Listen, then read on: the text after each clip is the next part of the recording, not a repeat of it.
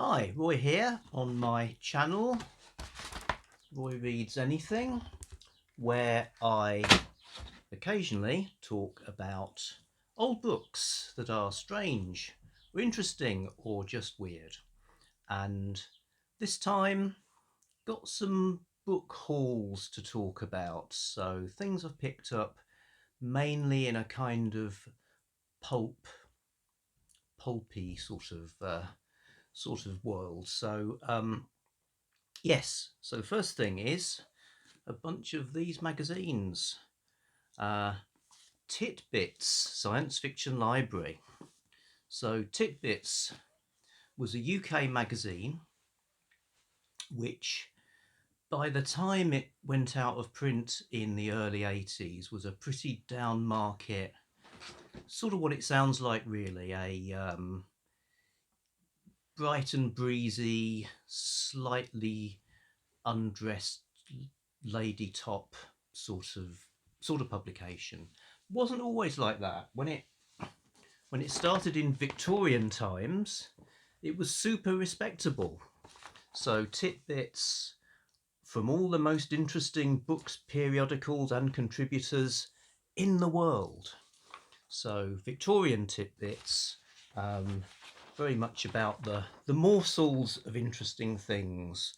Got a page of little jokes here, more quips really, and stories and sort of interesting stuff, and also adverts like this rather alarming looking hair product. You see this is all hair, so you know I'm not sure I'd dare even try this stuff if that's the effect it has. Anyway, yes, Titbits. Somewhere in the middle of its life, this magazine in the 1950s published the Titbits Science Fiction Library. 64-page black and white pulp, sort of mushroom jungle publications. They've got no blurbs on them, unfortunately. You just get straight into the story. But they have got rather fabulous covers. I believe the artist was called Ron Turner. So Home is the Martian. It's a pretty good title. Exile from Jupiter. Nice bit of spaceship action there. Descentisons. Again, another fantastic title. Alien Virus. Know all about those. Mission to the Stars with a spaceman firing a gun, or firing a ray gun perhaps, with a rocket behind. This is probably what people who don't read science fiction imagine it's all like. And then the last one I've got, Jupiter Equilateral. Well, fabulous artwork. Like I say, you don't get blurbs. You do get Charles Atlas adverts if you want to become a real man. All sorts of two separate gorillas. Strange little things. A lady's cocktail wristwatch. Gabardine raincoats. So yes, this small 64-page format mainstay of British pulp, really. I think I can think of there were westerns like this, detective series like this, romance in this format. Presumably it was just some economical way of printing stuff. Still survives. Commando comics are pretty much the same sort of format to this very day, although it promises a 63-page action story, as if there's like one of the pages has only got one side. Anyway, yes, so Titbits Science Fiction Library. There, well, the one I've read, Exile from Jupiter, absolutely terrible. Honestly, it's a sort of it's like something a kid would write. You know, it's sort of in about one sentence will be, and then they defeated the Venusians, and then this happened. Makes you realise how good even generally bad pulp writing can be. So more of an interesting artifact there. But I gather the ones as by Philip Kent are actually, including Mission to the Stars and what's another Philip Kent I've got? Home is the Martian by Ken Bulmer. Ken Bulmer, one of my favourite writers. Vastly extensive output of science fiction and pulp. Probably his crowning glory would be the long-running Sword and Planet series, the Dre Prescott series. But you know, he's the kind of writer. I've never read a Ken Bulmer book I didn't find enjoyable, even if it's something like novelisation of the Professionals TV series or something like that. So looking forward to Home is the Martian. And yay, Titbits, a little strange byway in the long history of Titbits magazine. I'm going to stop saying Titbits very soon. Please do. You randomly fall into my hand a Sexton Blake. Again, another proof of the 64-page format. Here from about the same time, 1950s, a Sexton Blake detective mystery. Sex with you today. Yes. What can I say? Sexton Blake, incredibly long-running detective series, again started in Victorian times. But by the 1950s, he'd gone past the sort of battling supervillains era, and you got stories like this, the South Coast Mystery, which seems to revolve around trouble in an inn or tavern of some description. So, also looking forward to that one. Right, that was one haul. Another time, a week ago today. So, obviously I haven't been on here. I guess fair to say work woes and worries had worn me down, so I didn't really have the mojo to do videos for a long time. Did lots of other things, but the sort of circumstances kind of improved a bit, things eased off. With the result, I actually felt worse, which I think probably not unusual. So not wanting to feel worse, decided to have a day off and not do anything. So the thing we did do, Dr. Jenny drove us over to Southport, a town about 10 miles away. I don't drive myself, but I've seen it done. This is what it looks like. I look exactly like that when I'm driving. Jenny does look exactly like this. I do look exactly like that. Yeah. Also milking a cow. So it's true. We drove to Southport, and for my chosen leisure activity, and this may surprise you, decided to go to a bookshop. So I wandered off and went to one of the town's bookshops, which is a great shop called Broadhurst's. It's a new bookshop, and then above the new bit, that also has an open fire, there are 3, maybe more, maybe an infinite number of floors of second-hand books. Lots of little rooms with different types of things in it. You know, it's like a room full of crime, for instance. And the stairs, landings, corridors, all lined with books. This pleases me. What did I come away with? Many things, more things than I'm going to show you. But I will talk about some things I found, which were in the pulpy line, some Tarzan books. Tarzan, published by Nell, New English Library, 3 and 6. So Tarzan's Jungle Tales here. Nice captured by giant eagle kind of cover. First 4 square edition 1961.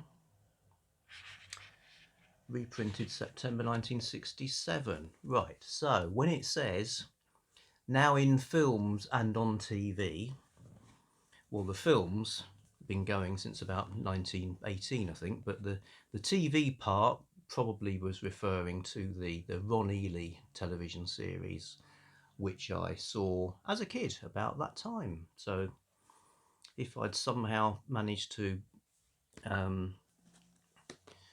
toddle out of the parental home and buy paperbacks with 3 and 6, these are the ones I'd be getting if Tarzan books were what I sought out.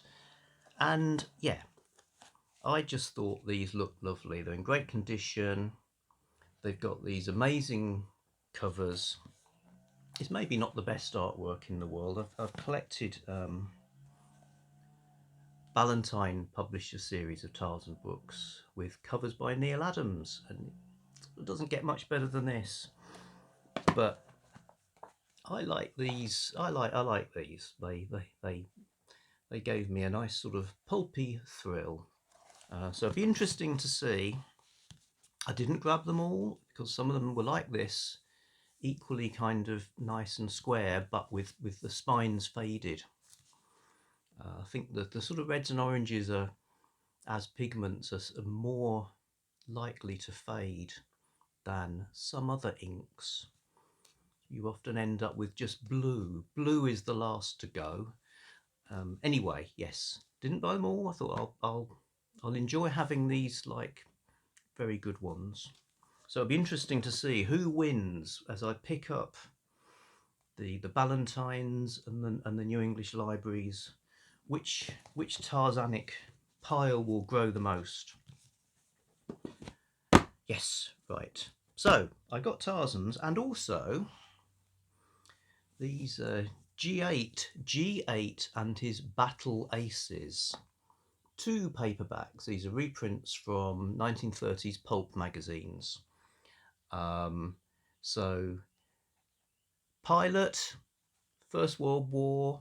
I've not read them yet, but in the skies of France, a deadly fighter ace. On the ground, a master of daring deception and disguise. G8, America's flying spy. With his battle aces, Nippy Weston and Bull Martin, G8 penetrates the diabolical plots of the Kaiser's warlords in thrilling adventures of air combat and espionage. This first G8 novel pits the master spy and his buddies against giant bat-like monsters, which spread death and destruction, until the battle aces Spads dive to the final dogfight with the Bat Staffel. Okay, so yeah, and they've made it look a bit like a Doc Savage book. So obviously 60s reprinting pulp magazines had become a thing. Doc Savage and the Shadow one's pretty popular, and then there's these as well, G8 and his Battle Aces. The other one, they seem to have just taken the original magazine cover and used that as the artwork. So having faced down the giant bats, now seem to have like zombies. So here's a guy firing at a zombie who's in his own aeroplane with a machine gun. Deathless men from another world who move like machines against a helpless human race. These are the enemies that G8 must fight.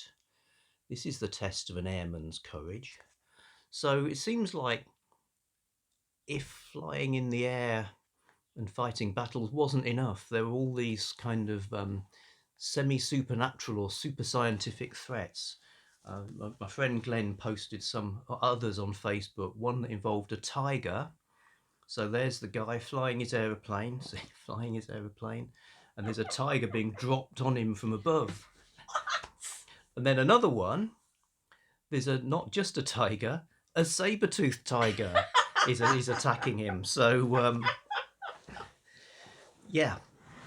Oh my God. These look like a lot of fun. Perhaps a bit far-fetched, but exciting adventure stories. Won't go on too long, but on that same trip, recovered from all of that, having a cup of tea and a bun, and thought, shall I go to the other bookshop? So the town has another slightly more chaotic second-hand bookshop where you go down a corridor, a sort of alleyway to get to it. The alleyway is lined with books. Didn't buy any of them.